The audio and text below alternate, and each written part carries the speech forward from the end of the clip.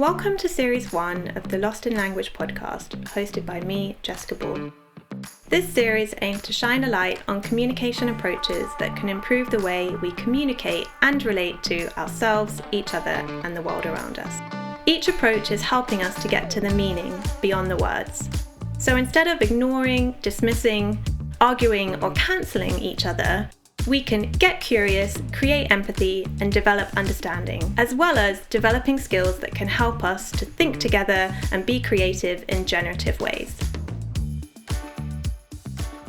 In this episode, I talk to clean language facilitators Wendy Sullivan and Dr. Paul Field. As well as training others to use clean language, Wendy uses it herself when coaching or working as a psychotherapist and facilitating teams or leading interviews. Paul is an innovator of new techniques in clean language, combining clean with leadership, agile, and product development. He now has a specialist practice where he uses clean, embodiment, and trauma-informed approaches. Clean language is a method of questioning that removes all assumptions and biases from the question. It draws on the power of metaphor to allow people to develop meaning and clarity that can support them to bring about personal change. I hope you enjoy the episode. Okay, well, we can get going. I'm really happy to welcome Wendy Sullivan and Dr. Paul Field today to Lost in Language to talk about clean language, which is something that, although I've had your book, Wendy, on my bookshelf for many, many years, I actually only read it this year. And I think it's one of those serendipitous things that the book waits until you're ready. And I am, loving clean language and really excited to learn more from both of you today. And I'm going to hand over our check-in to you both. So that we can have a clean check-in, which I'm really curious to see how that unfolds. Well, we're thinking there's actually two things we often do. So a big part of clean is recognizing that everyone is actually very unique. The more you know clean, the more you ask some questions, the more you realize people are a lot more unique than you thought. But also that we come potentially with a lot of assumptions. So trying to recognize what those assumptions are and bring them to consciousness means we get more choice. So there's a couple of themes in this check-in. The first thing we often do on calls is invite people to consider the question, how would you like to be for this call? Perhaps you need to stretch, you need a glass of water, you need to grab a pen beforehand. So how is it? Maybe change your clothing because it's got a bit hot. So how would you like to be on the call, and just take a moment to make any adjustments, make things how you'd like them to be. So that's our first invitation. So I usually do this because I always forget to stretch. Yeah, stretch is not a bad idea. Wendy, if you're looking, so there's another thing we do in clean is look at patterns. So I pretty much always stretch. Wendy pretty much always goes for a drink. If you do this a few times, you'll notice if you have a common thing. And this is just addressing the assumptions that we think, got to turn up on a Zoom call, sit quietly in the middle. And, if you haven't got the water, that's it, you're stuffed for the next 60 minutes. And compromises, how much of your system is available to be fully present and involved in what's going on. Yeah, I think I would love to be focused and present and comfortable, I guess, because it is quite hot today. And so I don't want to be too distracted by the heat and be able to, really focus and listen deeply to what you have to say today. We have a second check-in that's a bit more, you might do this or not. So this comes from our embodied clean, which is to ask you a few questions. So okay. If you're open for this, what's happening in your body now?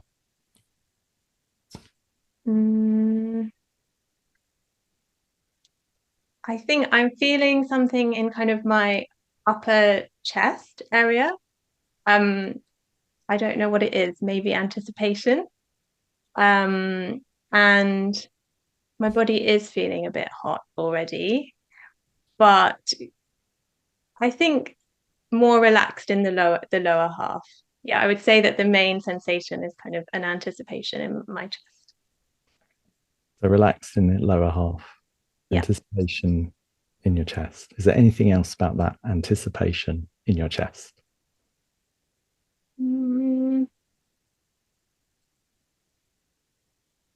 I mean, it sort of rises up to my throat. And it feels like a little bit like pressure, but not an uncomfortable pressure, but it feels almost like a kind of expansive pressure. And it's like an expansive pressure. Is there anything else about that expansive pressure? I think as I feel into it and talk about it, it's almost like it's got sort of lots of tentacles. Oh, lots So of it's kind of reaching out. Okay. So expansive pressure and lots of tentacles, and it's reaching out. Anything else about those tentacles? They're kind of sparkly and brightly coloured, I think. They're like quite joyful. Okay. Sparkly, brightly coloured tentacles that are reaching out, and that anticipation in the centre of your chest. Yeah. And would that be a good place to pause? Yeah, I think so. I think that feels like a nice segue into you sharing a little bit more about, well, what is this thing called clean language? I think when you say that to people, clean language, it doesn't immediately give away much about metaphor or the 12 questions and how they've been formed. So it'd be really great if you could share a little bit about the history of clean and the kind of objectives of using this, the purpose and potential of using the methodology. So clean language started out with David Grove, who was a counseling psychologist, who was working with people who'd suffered trauma, people like Vietnam vets or children who'd been on the receiving end of abuse, or now adults, but abuse in childhood. And he found that this was in the 80s and 90s. He found that if he just stuck to the metaphors that they offered spontaneously and asked questions about those, kept all his judgments to himself, all his assumptions, and all his own metaphors, they were not in the conversation at all. He just used the client's words and their metaphors and asked questions about those metaphors. That helped them to heal from that trauma. It was a time when people were quite often asked to kind of relive their trauma as a way of aiming to help them heal. But that quite often just re-traumatized them. So David was pursuing this new and completely novel approach. And he was a person who always pushed things further than most other people did. And so, having found that it worked well to stick to the client's metaphors and explore those, he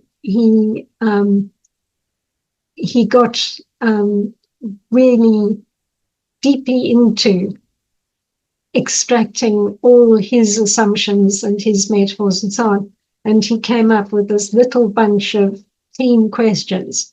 So they're questions that have very largely been stripped of assumptions and metaphors and the likes. And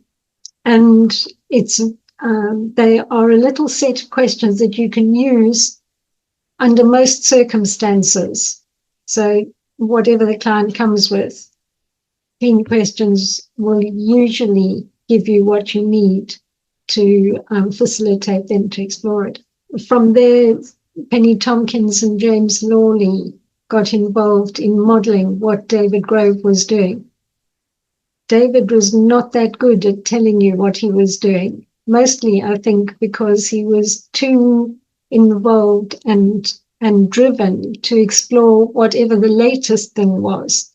that he had worked out could be useful.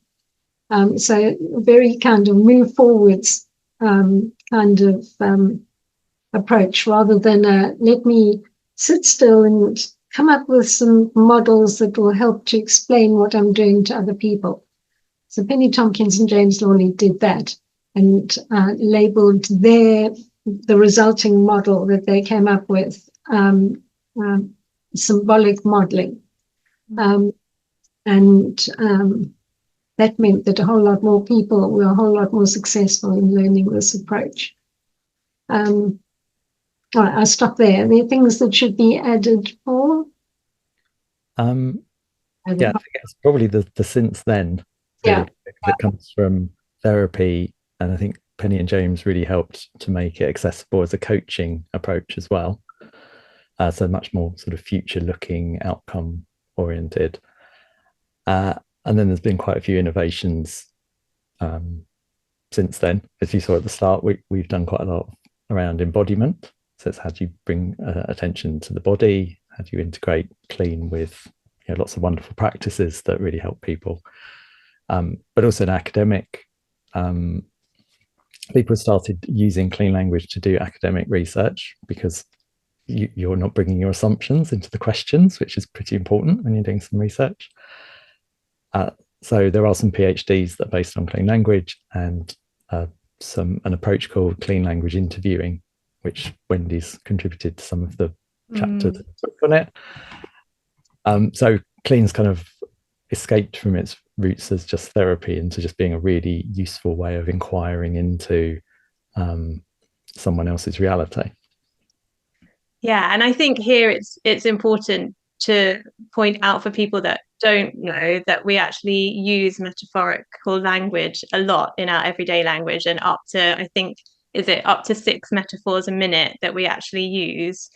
So a lot of our concepts of thought and language are based in these metaphorical concepts that we maybe have some consciousness around, but I think also a lot of unconsciousness around how we're using those and how they influence us. So I think that was really striking for me when I started learning more about clean language and metaphor theory. It's not up to 6. It's sort of an average of 6 metaphors. Oh, wow. It's amazing. And I think once you know that, you start to notice, oh, okay, I'm using this metaphor, and it sort of questions this very rational approach to being in the world. And I guess what I also like, as someone who does have more of an experiential way of learning and being in the world, is that it is about our experience and relationship with the world around us, and these kind of metaphors of comparing one thing in relation to another, which I understand from what you were saying about the therapy, is that, by avoiding reliving that traumatic experience, but comparing it's like this other kind of metaphorical concept. It presents, I guess, a bit of safety, creates that safety and that kind of separation from it, so you don't have to go back into it. But then I also love the kind of coaching element and the future thinking, because I think what I'm really excited about with metaphor theory is the idea of transformation, so that we become aware of our current metaphors, and then we're able to use our imagination to create these possible new metaphors to move towards and transform towards, that will deeply resonate with people, either individually or as a collective. So I think it's a really exciting methodology when you really understand how much we are shaped by metaphor with our language. Yeah. There was one, how much we are shaped. Yeah, exactly. It's like metaphor spotting. Because even the kind of spatial metaphors I find really interesting, because there's some language that we might use and not think of as metaphor, but the kind of in, out, up, down. And I guess that's quite a good segue into looking maybe a bit more in depth at the embodied clean, because we do have all these spatial metaphors, and we are this kind of container of a body in a container. So could you speak a little bit more about the role of the body and embodiment in this methodology? I also want to talk about this. I think it might be good to have just a sentence or so that says that space seems to be absolutely hardwired into people as a metaphor.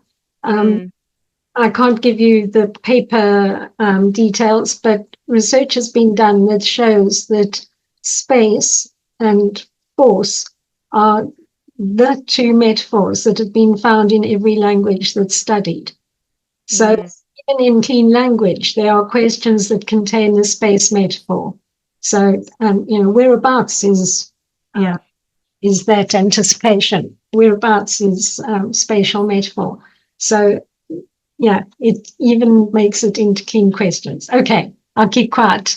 It's all on embodied clean. I was going to say a thing beforehand as well. So just to say, once you've got the clean questions, then it's interesting. Well, what are you inquiring into? Because you can ask about, if you're doing a business application, you might keep things very real world. So metaphor is one area, but we were looking at things that are very fundamental. That's what we're always interested in clean, is what's somehow ideally universal or close to it. As Wendy said, space is one. The body is another one. We've all got bodies. The metaphor seems to be ubiquitous in how we speak.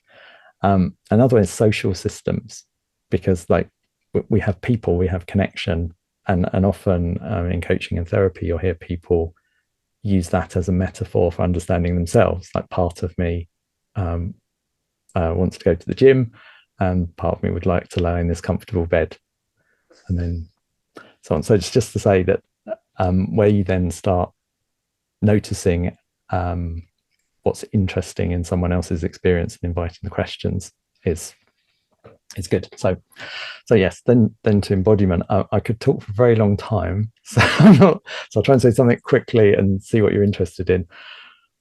Clean's always had the body involved. So if you listen to David Grove doing some work, when we talk about metaphors, they're actually embodied metaphors.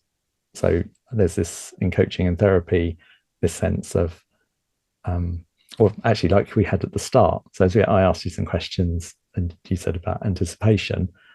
We had this wonderful metaphor of tentacles and they're brightly coloured and sparkly. So for a start, this is uniquely you. So we've with a few questions discovered something very unique about your experience.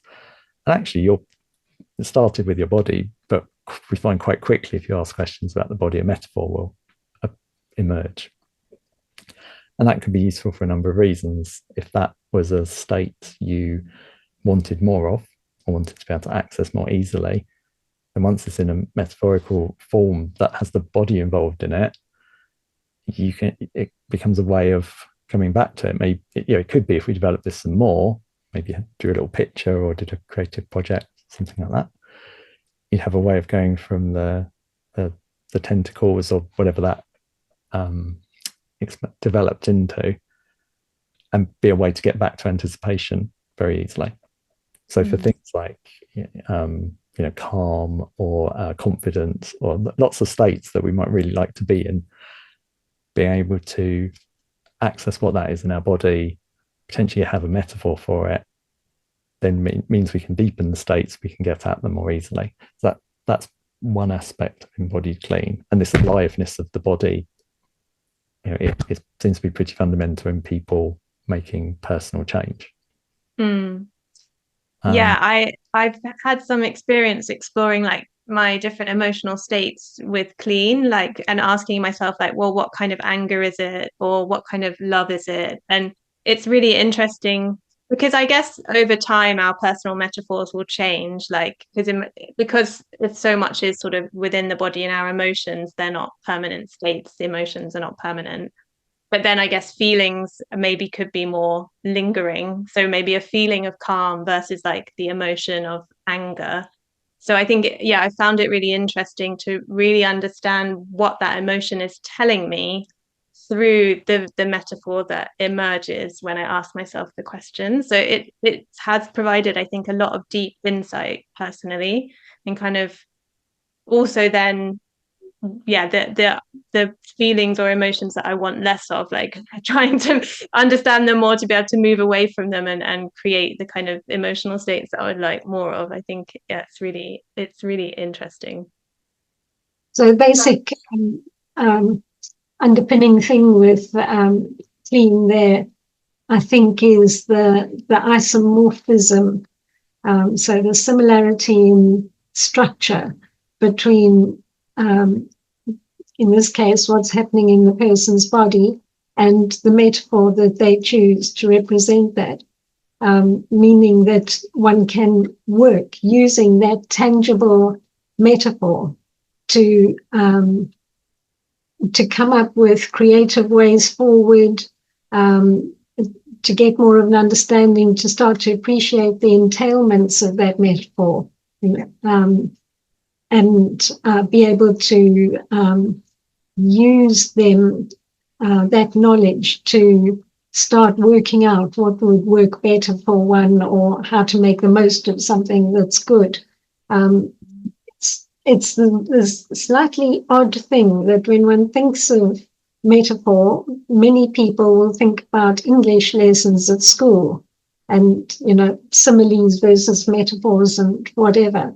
And all of that was kind of abstract, frilly stuff that you put into a poem or something, was the sort of general view. But what we know is that as soon as you get some abstract conceptual information, like an emotion, it's an abstraction, it's a conceptual, make a whole experience into one word. As soon as you can transfer that into metaphor, actually what happens is that metaphor will come from something in your physical or perceptual experience. It will be, it will have an embodiedness to it, and it will be much more tangible than the abstract conceptual thing. And that all simplifies working with something massively. Anyway, back to the master of embodied clean. I'll say just a little bit more that the other part of this is there are a couple of things. We notice there are a lot of ways people develop it in life that come from embodied practices. So part of it, but often they're not very clean. So things like guided meditations are quite often, some people find them very useful, but they've actually got lots of metaphors. They've got lots of things that are being imposed on you by the person who wrote the meditation, which is not to say they're not useful, but if it's a bit hit and miss whether it matches your inner structure somehow or not. So what we did with Embodied Clean is look across a whole swathe of embodiment practices to try and take out all the assumptions put in the clean questions, and also look at, I think, this idea that I asked you the questions about your what was happening in your body, and you were away. You could answer them very easily. A metaphor came up, and some people can't. So there's another piece about the developmental side. Well, if our body is so important and someone can't notice very much about it, how do we help them in a pretty clean way to progress? Because we think it's a sort of key part of, I guess, development as a human. You can choose if you want to go there or not, but it's very foundational. We do have bodies. Yeah, and I think we have there are some people that probably are quite disembodied because of the emphasis on kind of the mental way of being in the world, and maybe technology, like loss of connection to nature, sort of not wanting to feel their feelings. There's many reasons why we kind of shut off or shut down the body. But then there's equally on the positive side, so many practices bringing us back into our bodies in really beautiful ways. I'm off to ecstatic dance this evening, so that's one of the practices that I really enjoy, of really dropping from my head into my body, and I think just really valuing the intelligence present in our bodies and how we connect and relate to the world around us through our bodies. So I think it's really interesting to use that, not necessarily in a movement way, but in this kind of metaphor, still language based way, but this very rich and creative way is quite exciting, I think. Well, we do a thing called clean movement on Embodied Clean, because again, someone you say, oh, do some movement or do a dance, and they're like, so we can help someone invite through questions to discover how their body might like to move. So it becomes their own unique way, and also to start noticing and what's happening as they're moving. So it becomes really, I think what's nice about this, you have a lot of self-reflection exercises, but doing these things with someone else, that kind of, there's something magical, even if someone's just listening to you, that improves your experience of these kind of practices. And what I think we've got with Clean is an ability to really collaborate or facilitate or participate while at the same time not imposing anything. There's some really wonderful possibilities. Could you give some examples then of collaborations and the work that you've been doing with different, whether it's organizations or kind of different types of people, and what comes out of that? Like what impact do you see with the work that you do? Well, I was actually thinking with like a client. So I think what you've asked is a good question and bigger. But actually, if you're working with coaching or therapy, there can be a real assumption that the coach or the therapist is the expert, and they're going to bring in their way of doing things, and they'll do it to you, and then you'll be fixed. Yeah. And Clean comes with, I often explain it as, well, I know the least in the room is a pretty good starting place as a facilitator. So, Jessica, if we were working together in a kind of coaching type of engagement, I go, well, I don't know it. I actually don't know anything. I don't know about you. I don't know about your outcomes. But what I am quite good at is asking questions and bringing your attention to things you might not have brought your attention to, which could be like your body or a metaphor or an outcome. So then actually you can think of things like the coaching or therapy being as much more of a collaboration of who've got knowledge and skills, but the other one doesn't have. I really like that. Yeah, I really still like a metaphor that I came across years ago in an article for doctors, which was talking about a meeting of two experts. The doctor is the expert in all the body stuff and, well, one hopes mental health as well. And the patient is the expert in themselves. They're the one that knows what's going on with them. And I think this meeting of two experts is a good way to think about the sort of collaboration that we're talking about. Yeah, I really like that, because I think this is something common across all these different methods that I'm looking at, is that really giving people agency to be the expert in themselves. And I think, again, like the way that society has evolved and certain kind of hierarchies of perceived intelligence, a lot of people don't feel like they can be an expert, but we are all experts in ourselves, but only when we develop that relationship and that understanding and that way of accessing our own intelligence and our own knowledge. And I think, through these kind of different methodologies, that's a way to sort of center the self, not in a selfish way or an egotistical way, but in this way of unlocking knowledge and potential that then can be offered out into the world. And sometimes we really can't do that alone. We need coaches and collaborators and communities of people to support us through that. Yeah. Actually, I think one of the things, because you might, there's lots of, well, what is someone adding when they're just listening, or what is someone adding when they're asking something from a handful of questions? And I think, as I said, we had hope to add a lot by actually what we listen to and bring attention to. I think one of the big things is being curious. So it's what you said earlier. If someone's there being really interested in you and your stuff and asking questions, you might get the idea that you're worth being interested in. You might start being more interested in yourself. And this is like you said, it's not selfish. It's purely an inquiry into like, well, who am I? And if you want to not be self, who am I? What do I have to offer the world and people around me? So if you don't get curious about yourself, you probably don't know. Yeah, definitely. Wendy, is there any kind of elements of your work and with Clean that you would like to bring in, your experiences of kind of transformation? Because this potential of using metaphor to transform individuals or groups. So, of course, one can coach within a business. And working with a team is something else where clean can be particularly valuable.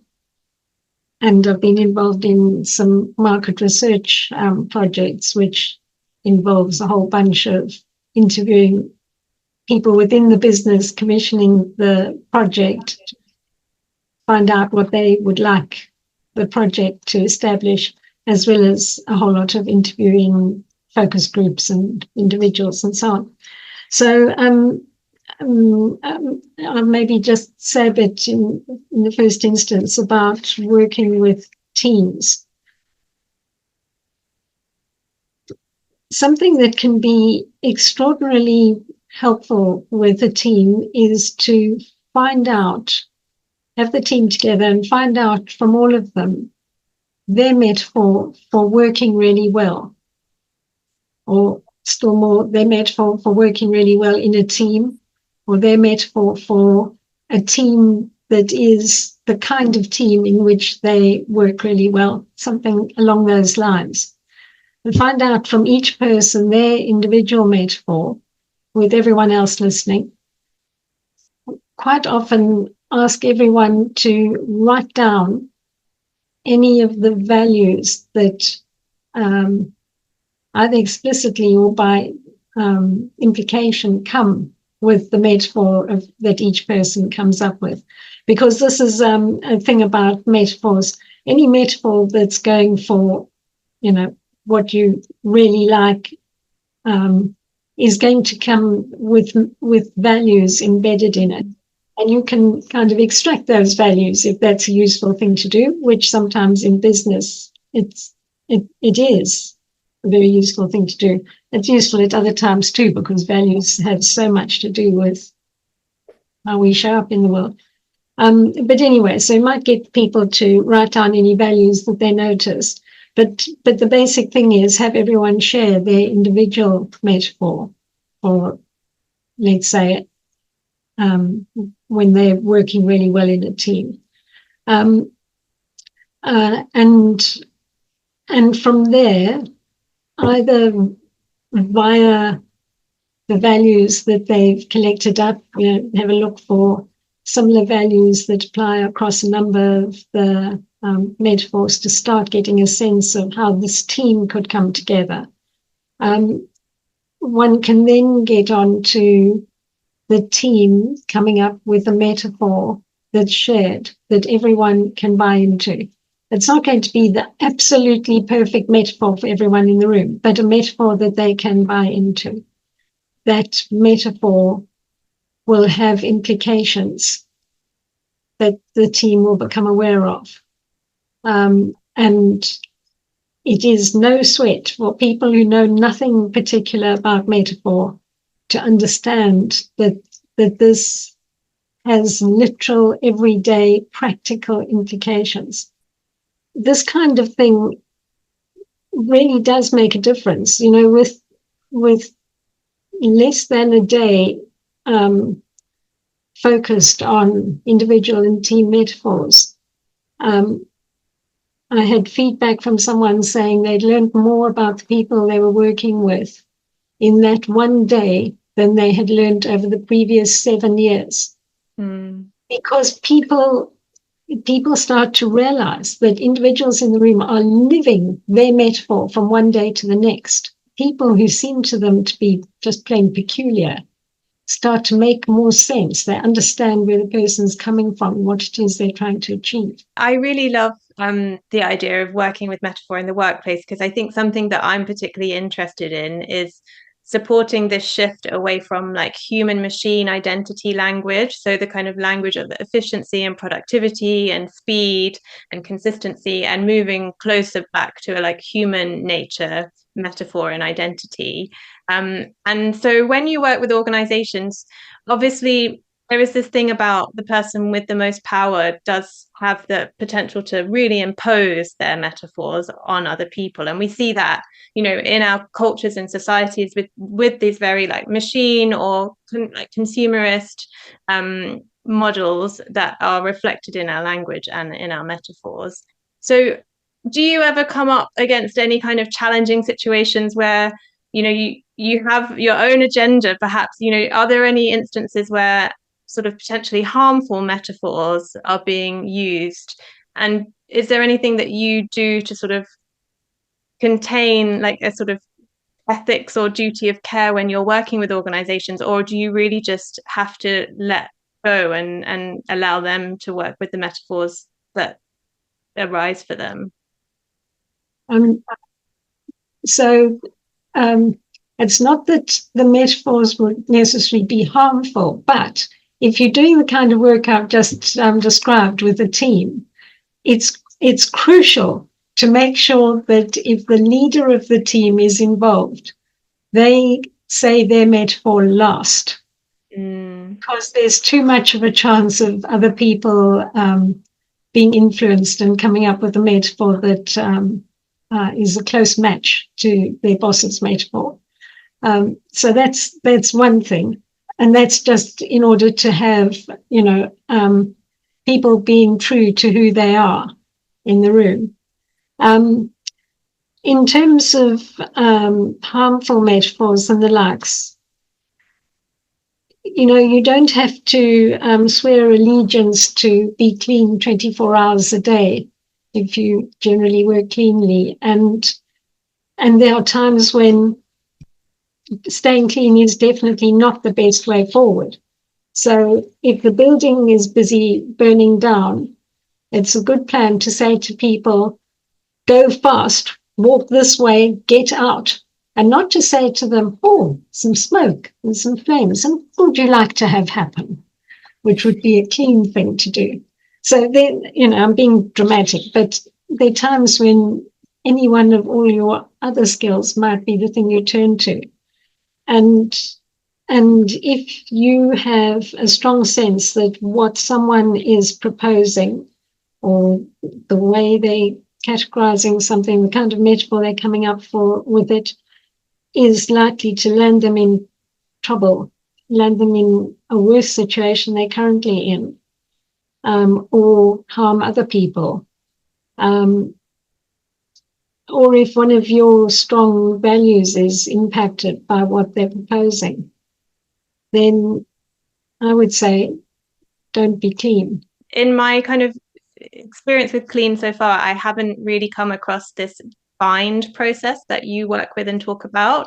But when I was researching this and I was looking at the kind of double bind, and you had something about it binds keeping us stuck in the same patterns of behavior. And that really interests me because, of course, like we kind of collectively feel a bit stuck, I think, in some very harmful patterns of behavior in the world. And it is really sort of hopeful to hear that you do integrate values into this work, because I've done a lot of work with values, and I think it's true they're a great kind of reference point of, well, what does this mean for our values? But can you talk a little bit, I don't know, Paul, do you work quite a lot with the binds process, and can you talk a little bit about what that means? Like, what is a bind, what's a double bind, and how does it work with the methodology?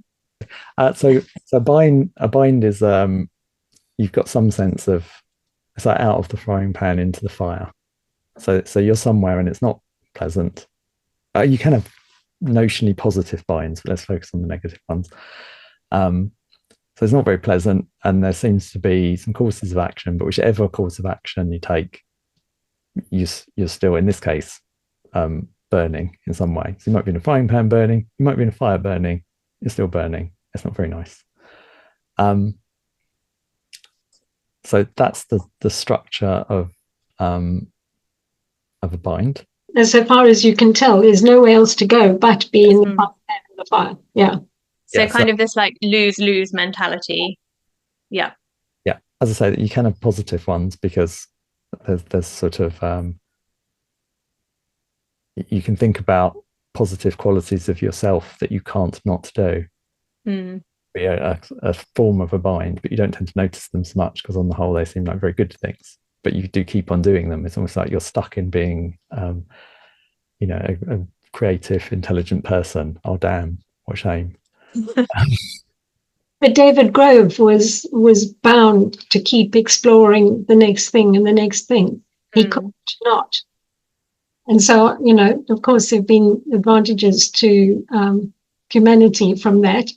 But it's also true that he would probably have done better to have been less bound so that he could pay more attention to his health, for example.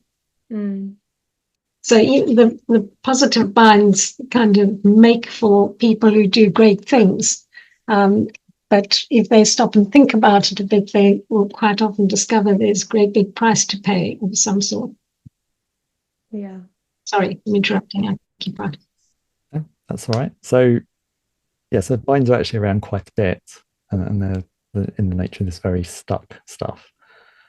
So what happens with clean? The first part is just to understand what actually is this bind, to actually understand how you go through that process of say, oh, well, I'm in a frying pan. Then what happens? Oh, well, I climb up the side. Then what happens? I drop down. And then what happens? Oh, now I'm in a fire. Then what happens? I go, ow, fire. Climb back into the frying pan. And then what happens? I'm in a frying pan. Then what happens? It's hot. So lots of time-based questions is usually part of it, just to try and get the whole, because sometimes we only see part of it. So part of things with binds is to just get a model. So not even try. Actually, a lot of clean is just get a model, just get a sort of understanding of the person, understanding of the situation or yourself before you go on to do any change. It's actually interesting how often just getting a model causes some change of its accord without you needing to try. So the first major part of that binds process is getting that understanding of what is this that we're stuck in, how does it work. There's typically two opposing forces. There can be more. So what are they? How does it play out in time? And once you've got that, then there's a bunch of different tools to start addressing it. So one might be, actually, is there a chink in the armor somewhere? If you go all the way through that, is there some point where if you could get a different decision in that key point, in that key moment, it would unravel differently? Or could it be when we zoom out and look at the entire thing, does something, occur when you see the whole thing? Or if you take it through some different perspectives? Because obviously you've talked about clean showing us just how unique everyone is, but are there some kind of commonalities or recurring patterns across people that you work with that really do keep us stuck, like feeling stuck in different ways in our lives? The one that was going through my mind while Paul was talking was a pattern that I think is quite frequently found. Each person with their own variations, but the basic thing is who wants doesn't get. I think it's something that parents quite often say to small children who, I want an ice cream, I want chocolate, I want crisp. And they'll say, who wants doesn't get, to shut the child up. But if that child continues and grows up and has absorbed that as a belief that if you want something, you can't have it, or that if I want something, I can't have it, then they are going to be in a nice big fat bind. Because of course you want things. And if that means you can't have it, then you've got to try to not want it in order to get it. But you can see it's not going to work because you're not going to not want it. And so it just plays perpetually. I want it. The more I want it, the more I can't get it. Therefore, I must not want it. But to not want it, I have to turn myself inside out, and it takes enormous amounts of effort. And somewhere or other, that want is going to pop up again. And then it's back to square one. So I think that's quite a good general example of something that often messes people up. And we talked a little bit about, when we were going about embodied clean, some people find it hard to sort of connect with their body. Have you also experienced that some people find it hard to connect with their kind of visual and imaginative sense of self? Because, you know, when you were talking about the bind, I feel like lately I've been exploring this kind of metaphor of like a wrestling match and my kind of self-worth and insecurity like in the wrestling match. And that's really interesting for me to explore, and asking myself, like, what would I like to have happen? But I have a creative background. I'm a very visual like thinker and learner. So it's quite easy for me to kind of visually access these metaphors. But have you experienced people that perhaps they're not necessarily so much of a visual learner or a visual person, and how can you work with them so they can still kind of benefit from the process? Is it, or do you have other techniques, or do you just over time do they develop the ability? I'd start by saying metaphor is not necessarily visual, it's sensory. So that's the first piece of this, because I think people who are very visual assume you mean imagery, when in fact people will have sort of sounds or music or feeling or smells, or it's the whole thing. Then the next thing to say is, because I'm going to look at Wendy, because I have a client who has aphantasia, so doesn't make internal mental imagery. It all works fine. I haven't had to, like, she didn't even know. I'd been coaching her for a while. We've been using metaphor, and I think I'd mentioned it because aphantasia, because I'd heard about it heard the name on a podcast, and then we suddenly ended up in this really interesting conversation because she suddenly realized that's what was going on for her. I mean, you have people who seem to find it a bit harder to generate a metaphor or to stay with it. So there is a skill development if someone wants to work with metaphor. It can be, but I don't know about an imaginative side. But what do you think, Wendy? A large part of how the magic with clean language works is that the person facilitating cleanly can do that in a way that helps the person's metaphor come to life. So things become kind of psychoactive. It's as though the metaphor starts morphing or evolving as they're answering the questions. They will be having feelings and, quite possibly taste and smell and sound, as well as any visual metaphor. All that's likely to be going on. And as a facilitator, you want to do all you can to keep it happening, because that's going to give them the most lasting impression, the best chance of being able to enact that in day-to-day life. So is that something that you talk to your clients about before you start, like that you give them, because it is hard with the no assumptions piece to sort of not frame or feed people. So do you hold back from saying, oh, it could be a song, it could be a sound, it could be a smell, or do you have that conversation with them before? You can do either, but a good way to do it, if you're going to do it, is to do what you've just done and reeled off a string of possibilities, or like Paul did at the beginning with the starting off activity, where he said, you might like to put on some clothes, take off a layer, have a drink, stretch. So do a kind of, I'm meaning something in this general area. Anything that fits those sorts of criteria is fine. Clean also has a process called clean space, where the client moves around in physical space, which is really impactful and ridiculously simple.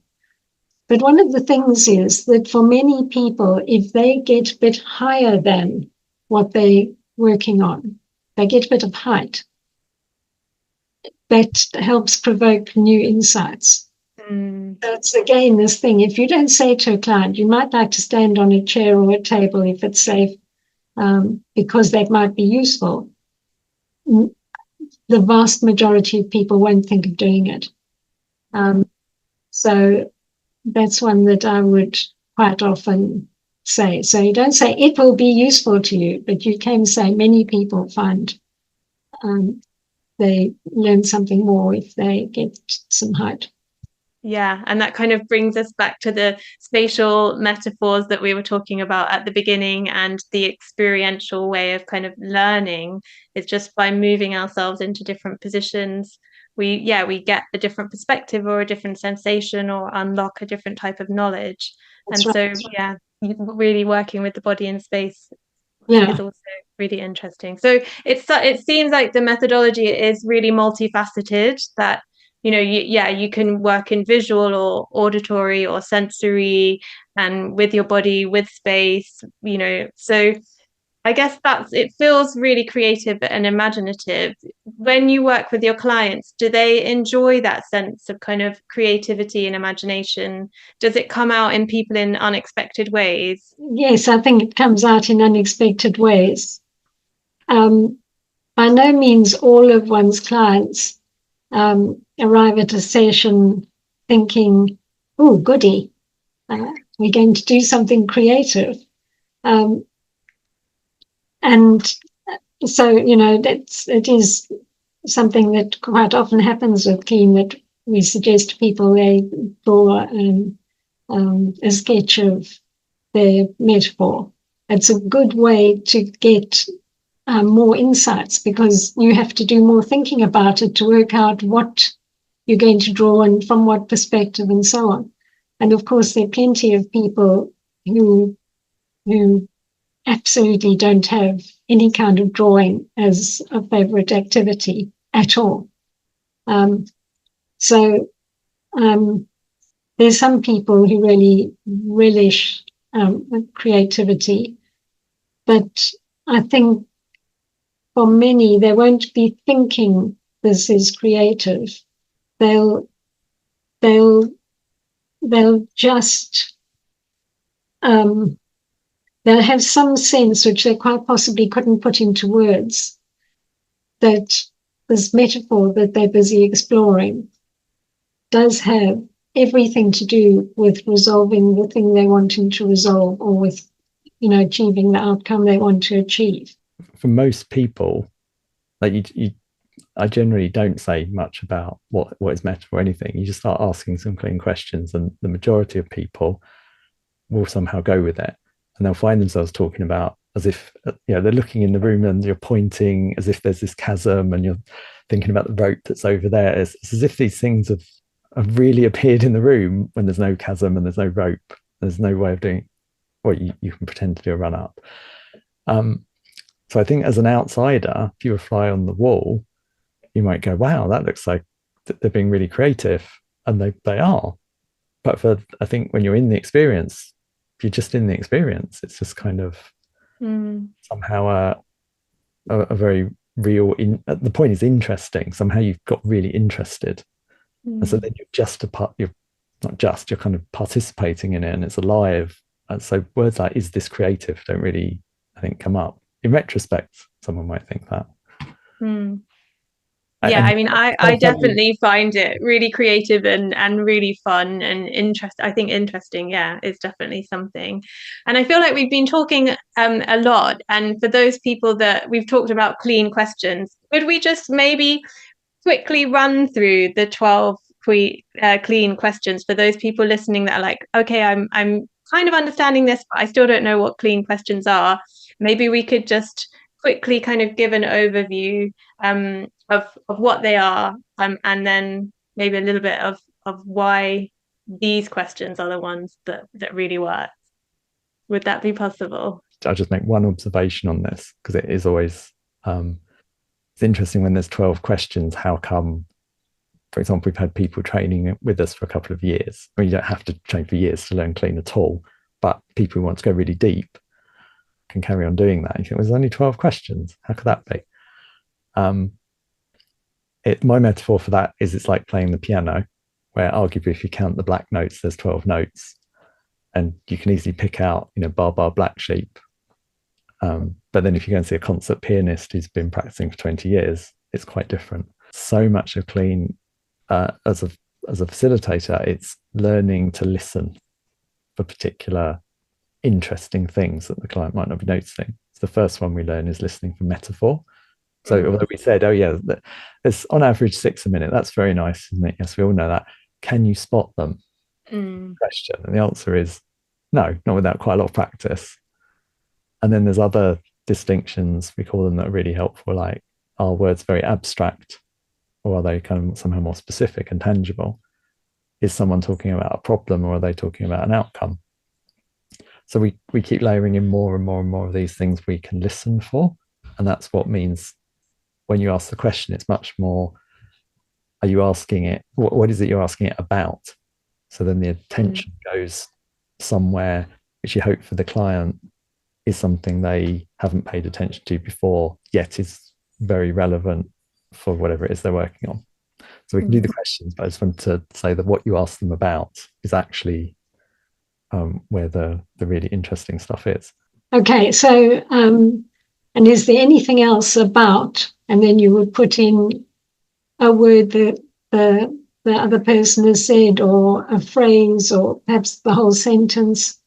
So there's a sort of an X in most of the keen questions, which is where you can make the question more specific to keep their attention on what may be most useful for them. So is there anything else about, is the get out of jail free question, because you can pretty much ask it absolutely any time at all, even if you've forgotten most of what they've just said, because you are allowed to say, is there anything else about all that? So you just put an all that in the X spot. So it's a question that invites the client to go in any direction they like, to fill out the picture of what they're talking about.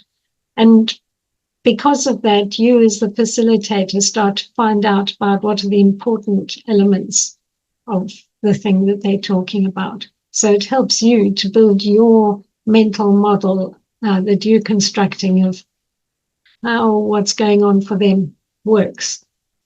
And hopefully those questions also cause them to get interested, as Paul was saying earlier, in themselves, and get them curious and thinking for themselves.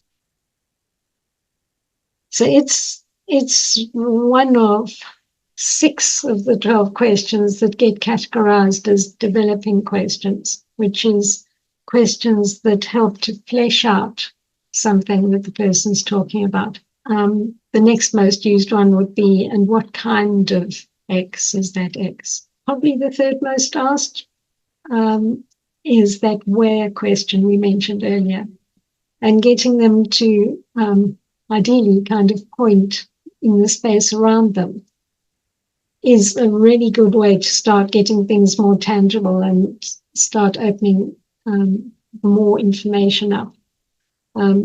So you can say where is, or you can say whereabouts is. And we've got 2 questions that are about relationship. As we get metaphors, the items in the metaphor we call symbols. So again, where's there, we might be interested in the relationship between them. So one question is going directly for that, and is there a relationship between X and Y? And there's another one which is, and when X, what happens to Y? And our final question for developing is we call the metaphor question. So ideally, we kind of just like to listen and hear a metaphor that comes from the client, but we can also ask directly. We do it with, and that's X, like what? You usually say it very slowly. And when you're working really well in a team, that's like what? And if there's a chance people will come up with a metaphor, that's going at it a little bit cold, but they can. It's not ideal to ask a metaphor question from a standing start. Better to get your client involved in the thing and warmed up and underway. And then we've got sequencing questions. So all the developing ones that we've just talked through are questions you'd ask about a thing, that stays put, in effect. But you also need to be able to ask about what happens over time. So sequence-related questions. It's a different kind of information. And we mentioned at least one of these questions earlier, sort of when X, then what happens? So go forwards in time, or you can say what happens next. So you've got those two versions for going forwards in time. But you also go back in time, sort of, and what happens just before you open the second bottle of wine. So often helpful to get people to track backwards in a pattern to the earliest start point that they can come to, because that will often act as, or can often act as a sort of signal to them to watch out, because if they do the next step in the pattern, there's more chance that 2 bottles of wine are going to be drunk before the evening is out. And again, people have often not done this kind of thinking. And so you can help them to go back either to just before the opening of the bottle of wine, which could be walk into the cupboard to get a glass or something, but could also be I have a sense of this feeling inside me. So again, result in more awareness of what's going on in their body. So you got those sequence questions. If you actually want to do some change, the key question is about getting an outcome, which is, and what would X like to have happen? Where X is often you. So what would you like to have happen? Typically, you'd ask that, then do lots of the developing questions on the outcome, get the outcome into a metaphor if you're doing change work. But at some point, if this is a future state and it hasn't actually happened, you might need some kind of like a little plan or something that's going to start to acquire it. So we've got 2 questions for that. So one is, what needs to happen for X? So what needs to happen for you to be lying on the Caribbean island? It's one of my favorite outcomes I haven't managed to get yet. And if I answered something like, I need to go on one of the holiday sites and look for a flight, then the follow-up question might be, and can you go on a holiday site and look for a flight? So, and can X. So with what needs to happen for and can, I actually did a whole session as a practice session with someone, but they were doing a job transition and they needed to do a handover. And I think I probably just asked just what needs to happen for about 20 minutes, ended up with a sheet of paper, and she had her transition plan. It's amazing. The 12th one is, and where could X come from? It's used of those 12, but it can help you to go back to the source of something. And exploring a resource, which Clean is keen on doing, then going back to the source of that resource can be even more resourceful than the resource that the person started out exploring. Well, thank you so much for sharing those questions. I hope they make sense to people as they're listening, but I think as someone who has played around with them, like once you start working with them and start really looking inside yourself and becoming curious and becoming interested, then magical things do happen and they do start to make so much sense. And I think, like you said, the sort of developing, the sequencing and the change are quite important distinctions that perhaps you don't all need to do all at one time. You can be curious and develop the metaphor in the image and then think about the kind of sequencing of what needs to happen before what comes next, and then move to change and transformation. So I think as we bring this conversation to a close, it would be really nice just for you, if there's anything that you think we haven't covered that's really important. I think there's a few really key takeaways for me. Definitely the ability of Clean to make the intangible tangible, I think is so vital, because very often those are the things that get overlooked or dismissed as not important, but things like feelings and values and what we want to change in ourselves is so important. So to make that more tangible for people and to support people to become really interested and curious about themselves in this kind of very enriching way, to create this understanding that then they can then share with others or use within themselves to bring about change.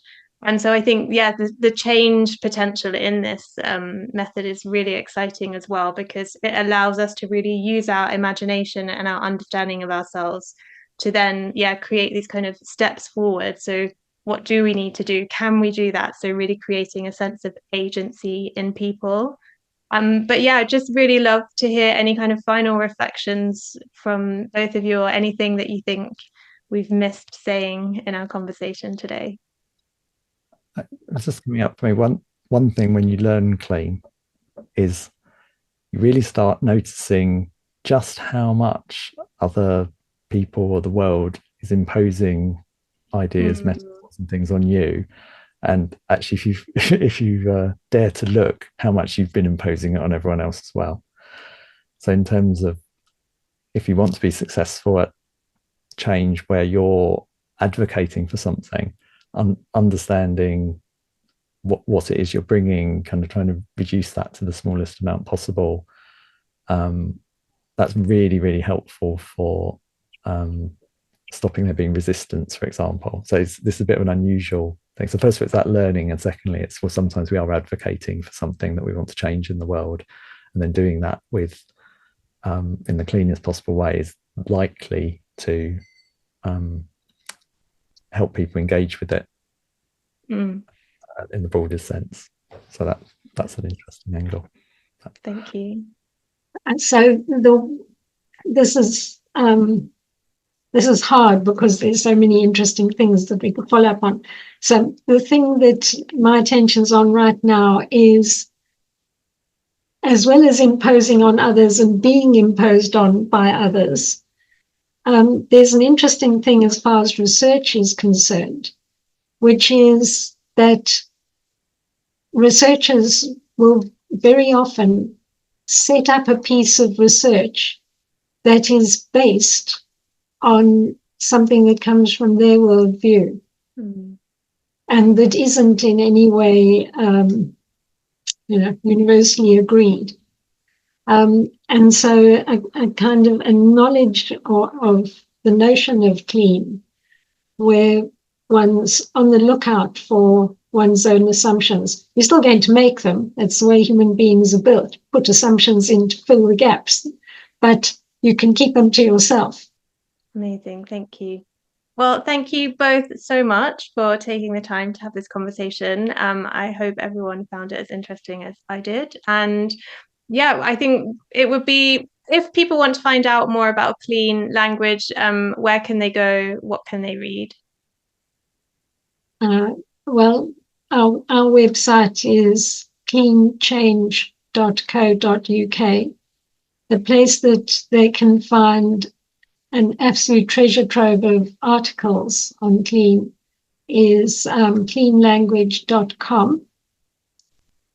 What can they read? Well, they could read the book that I wrote with Judy Rees called Revealing Metaphors and Opening Minds. Amazing. Thank you so much. And I would say anyone can feel free to email either of us. So it's at cleanchange.co.uk, Wendy or Paul. Great. We're very amenable. You've been listening to the Lost in Language podcast. If you would like further information on the guests and topics explored in this series, please visit creatingmeaning.club. Thanks for listening with us in our search to get to the meaning beyond the word.